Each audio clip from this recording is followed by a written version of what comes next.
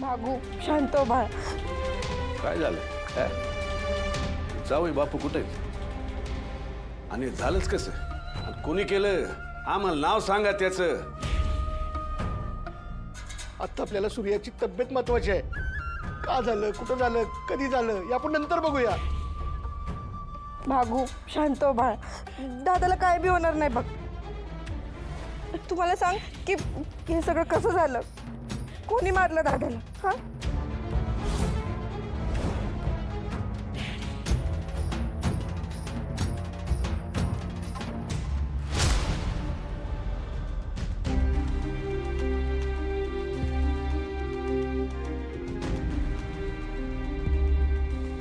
Inspector साहेब, काय बी करून ते गुन्हेगार सापडले पाहिजेत. जालिंदर निंबाळकरच्या जावयावर हल्ला केलाय त्यांनी. डॅडी, आत्ताच आम्ही पंचनामा केलाय. आजूबाजूला जे काही पुरावे सापडले ते सगळे सबमिट केलेत आम्ही. त्यांच्या घराची पुन्हा एकदा कसून तपासणी सुरू आहे. लवकरच ते लोक आपल्या हातात सापडतील. इन्स्पेक्टर, काही करा पण ती लोक शोधा. पाहिजे आम्हाला ती. तुम्ही काही काळजी करू नका, आम्ही पूर्ण प्रयत्न करतोय. डॅडी, आपल्याला पुढील प्रोसेससाठी सूर्यकांत जगतापचं स्टेटमेंट घ्यावं लागेल. त्याची परिस्थिती कशी आहे सध्या? वहिनी, दादा कसा आहे? वहिनी, दादा कसा आहे? वहिनी, तू काही बोलत का नाहीस? तू बरा आहे ना?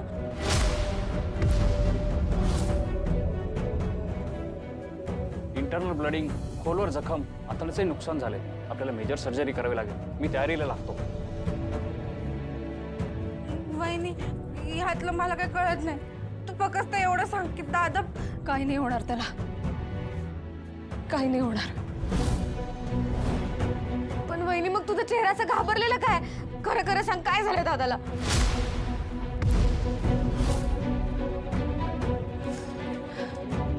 राजू, अगं सूर्याची जखम फार खोल आहे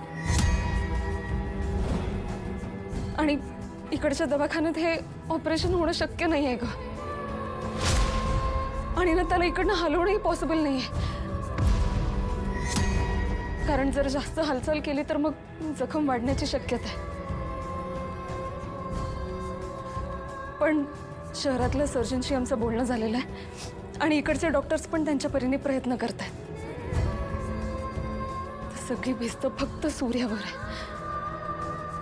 त्याने फक्त धीर सोडायला नको बस.